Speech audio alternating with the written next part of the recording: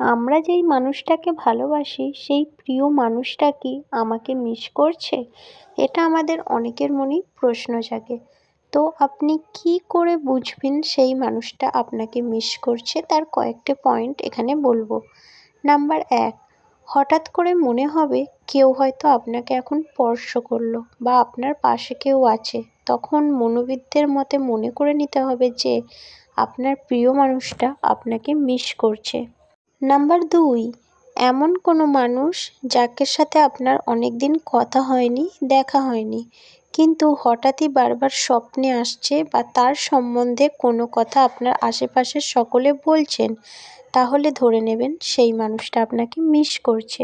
Number ৩, আপনার কখনো একা থাকতে ভালো লাগছে না, আবার কখনো হয়তো একাকিত্বকে উপভোগ করছেন।